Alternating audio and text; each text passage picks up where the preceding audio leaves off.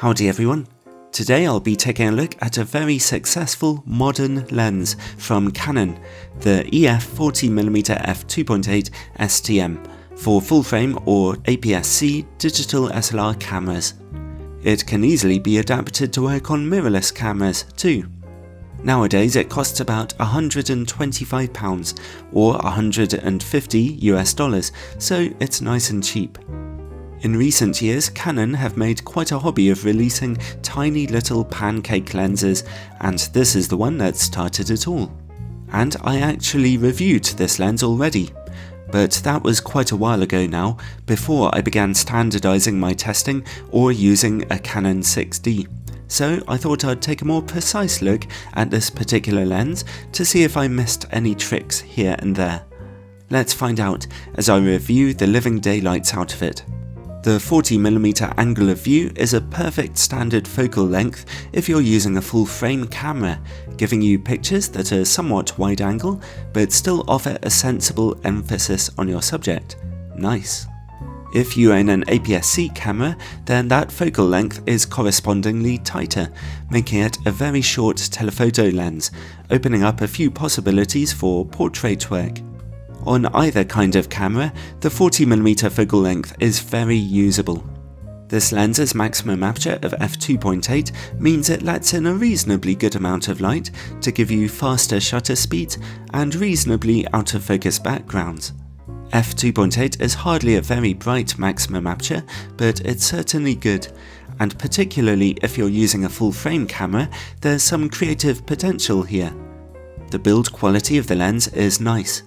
Obviously, it's tiny, but being based on a metal lens mount, it actually feels quite well made. There is no image stabilization on this lens, unsurprisingly, considering its size. For autofocusing, this lens uses an older version of Canon's STM system. It's meant to be silent, but as you can hear, it's not the fastest autofocus motor either. You'll also be able to hear those noises through your camera's microphone if you're shooting video. But at least the autofocus is nice and accurate, and the STM autofocus motor means that it should work quite efficiently with Canon's newest cameras. The manual focus ring is electronically coupled to the STM motor. It's not hugely responsive, but at least the focus ring turns quite smoothly. Overall, the build quality of this lens is perfectly nice. I love pancake lenses.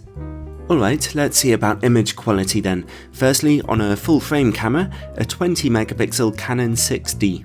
Peripheral illumination and chromatic aberration correction are turned on. And with the aperture wide open at f2.8, the lens is very sharp indeed in the middle with good contrast. Let's see about the corners. Well, an exceptional performance. Stop down to f4 or f5.6 to make the step from excellence to perfection.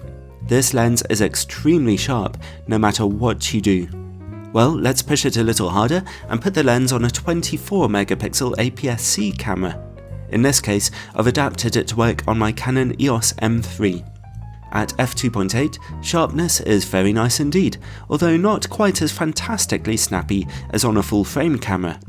Picture quality is exactly the same at f4 and f5.6, after which diffraction will slowly start to set in and soften things up a little. So on APS-C, we're still seeing fantastic results. What a sharp lens. Okay, let's see about distortion and vignetting on a full frame camera. The lens projects just a little barrel distortion, nothing to worry about really. At f2.8, vignetting is quite noticeable, as darkness in the corners, although I thought it might be worse than this on full frame. Just top down to f4 for it to largely go away, or use peripheral illumination on your camera. The lens can focus as closely as about 30 centimeters, bringing you quite close to your subject if that's what you want. The close-up picture quality is also excellent, even straight from f2.8. Very nice. Traditionally, at this point, I take a look at how the lens works against bright light. The answer here is not well. We're not seeing a huge amount of flaring, but there is a large loss of contrast. Moving on, Bokeh. The maximum aperture of f2.8 means you can get some good background separation from your subject if you're close enough, although nothing like what you'd see with, for example, a 50mm f1.8 lens. But anyway, the quality of the bokeh is always fairly smooth. The backgrounds are not completely melting away into nothing, but they never distract at all, so that's good. Overall, there really is nothing bad I can say about the Canon 40mm f2.8 pancake lens. Whether you're using a full frame or APS-C camera, its behaviour is consistently excellent. It's a particularly sharp optic. Some people might be wondering, this or the Canon 50mm f1.8 STM? Both lenses are very small and well made. The 40mm lens is a bit sharper and the same focal lengths, and has that wider angle focal length, which is perhaps more practical. But the creative possibilities of the 50mm lens are far more impressive, being much better for portrait pictures and anything else where you want a very out of focus background. The 40mm lens is optically, technically, a better performer, but really, I think I'd recommend the 50mm lens any day for its creative potential. Have fun making up your minds.